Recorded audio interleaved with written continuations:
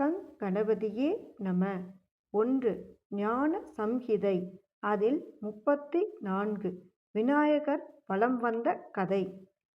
தவ ஞானிகளே, தேவர்களும் முனிவர்களும் சிவனாரின் கட்டளையை ஏற்று சிவனாரையும் பார்வதி தேவியையும் கணேசரையும் புகழ்ந்து எத்தகைய பெரிய யுத்தம் உலகமே சம்ஹாரமாக தக்கதாக நிகழ்ந்துவிட்டது என்று சொல்லிக் கொண்டிருந்தார்கள்.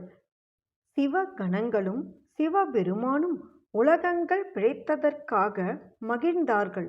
பார்வதி தேவியின் கோபமும் தணிந்தது. மகாவிஷ்ணுவும் பிரம்மதேவரும் சிவபெருமானிடம் விடைபெற்று தத்தமது உலகை அடைந்தார்கள். நாரதரும் பார்வதி தேவியை புகழ்ந்து பாடிவிட்டு தம் சஞ்சாரத்திற்கு சென்று விட்டார் என்றார் சூத புராணிகர். மாதவரே, கணபதியின் வரலாற்றை சொல்லக் கேட்டோம். ஆயினும் அவருடைய திவ்ய சரிதங்களை கேட்க நாங்கள் மேலும் ஆவலாக இருக்கிறோம் என்றார்கள் நைமிசாரண்ய முனிவர்கள். சூத புராணிக்கர் கூறலானார். முனிவர்களே, சிவபெருமானும் பார்வதி தேவியும் கணேசரிடம் அதிக வாஞ்சை கொண்டு அவரை விளையாட்டாகவே வளர்த்தார்கள். கணேசரும் ஆறுமுகனும் தாய் தந்தையருக்கு பணிவிடை செய்து அவர்களுக்கு பிரியம் விளைவித்தார்கள். வளர்பிறை நிலவைப் போல் 2 சகோதரரிடமும் நட்பு பெருகிற்று. இந்நிலையில் பார்வதி பரமேஸ்வரர் இருவரும் தங்கள் புதல்வர் இருவருக்கும் எப்படி திருமணம் செய்ய வேண்டும் என்பது பற்றி பேசிக்கொண்டிருந்தார்கள். அப்போது அவர்கள் பேசுவதை கேட்ட கணேசரும் முருகரும் ஆச்சரியமடைந்து, எனக்குத்தான் முதலில் கல்யாணம் ஆக வேண்டும், எனக்கே முதலில் திருமணம் என்று ஒருவரோடு ஒருவர் விவாதம் செய்து கொண்டிருந்தார்கள்.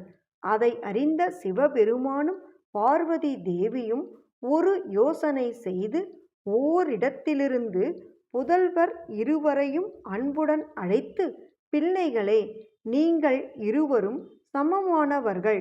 நாங்கள் உங்கள் இருவரையுமே ஒரே தன்மையாக மதிக்கிறோம். இப்போது உங்களுக்கு திருமணம் செய்ய வேண்டி ஒரு யோசனை செய்திருக்கிறோம்.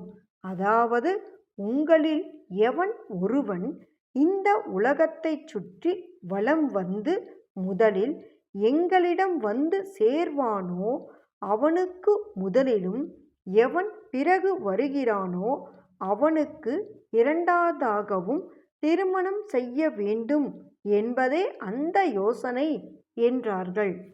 உடனே சுப்பிரமணியர் பூ பிரதட்சணம் செய்வதற்கு விரைந்து சென்றார். தொந்தி பிள்ளையாரான கணபதியோ, நாம் எவ்வாறு பூவுலகை சுற்றுவோம் என்று யோசித்தார். பிறகு முறைப்படி நீராடி தாய் தந்தையரிடம் வந்து, நீங்கள் இருவரும் சிறிது நேரம் சிங்காதனத்தில் இருக்க வேண்டும் என்று பிரார்த்தித்து அவர்களுக்கு ஆசனமளிக்க அவர்கள் இருவரும் அவ்வாறே அமர்ந்தார்கள். பிறகு கணேசர் அவர்கள் இருவரையும் பார்த்து, நான் உங்களை பூஜிக்க வேண்டும் என்று கூறி அவர்களை அமைதியாக உட்கார வைத்து அம்மை அப்பராகிய அவர்கள் இருவரையும் சோபசாரத்துடன் பூஜை செய்து 7 முறை அவர்களை சுற்றி வலம் வந்து கை குவித்து அவர்கள் எதிரே நின்று, நான் சொல்லும் விஷயத்தை கேட்டு சீக்கிரம் எனக்கு திருமணம் செய்விக்க வேண்டும் என்றார். நீ விரைவில் உலகத்தை வலம் வா. சுப்பிரமணியன் அதற்காகவே போயிருக்கிறான். நீயும் சென்று பூ பிரதட்சணம் செய்து முன்னே வந்தால் உனக்கே விரைவில் மணம் செய்வோம் என்றார்கள் பெற்றோர்கள். நான் பூமியை 7 பிரதட்சணம் செய்து வந்திருக்க என்னை மறுபடியும் போகச் சொல்லலாமா என்று கேட்டார் விநாயகர். அக்கேள்வியை வியந்த உமா மகேஸ்வரர், நீ எப்போது பூமியை வலம் வந்தாய் என்று கேட்டார்கள். அதற்கு அவர், நான் உங்கள் இருவரையும் பூஜித்து 7 முறைகள் பிரதட்சணம் செய்தது பிரதட்சிணம் அல்லவா? உங்கள் இருவரையும் பிரதட்சண்யம் செய்தால் உலகை வலம் வந்தது போலாகுமென்று வேத சாஸ்திரங்கள் கூறுவது எல்லாம் பொய்தானோ? உலகத்தில் தாய் தந்தையரை பூஜித்தும் பிரதட்சணம் செய்தால் பூப்பிரதட்சணம் பலன் கிடைக்கும்.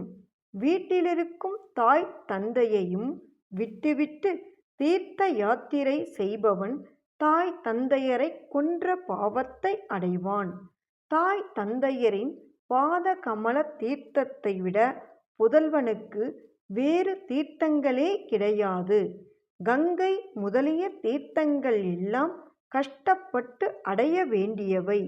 இதுவோ அண்மையில் உள்ளதும் எளிதானதும் தர்ம சாதனமானதும் பயன்கள் யாவற்றையும் கொடுக்கவும் வல்லது. புதல்வனாக இருப்பவன் தன் தாய் தந்தையரை பூஜிப்பதே தீர்த்த யாத்திரையின் பலனை தரும்.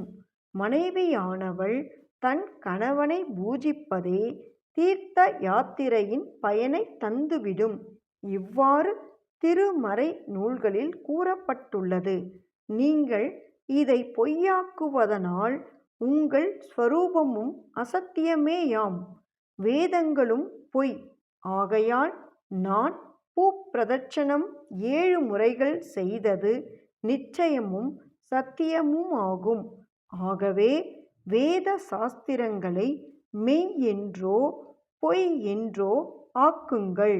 அது உங்கள் விருப்பத்தை பொறுத்தது என்றார் விநாயகர் வினயமாக. அதனால் உமாதேவியும் சிவபெருமானும் பெரிதும் மகிழ்ச்சி அடைந்தார்கள். திருச்சிற்றம்பலம்.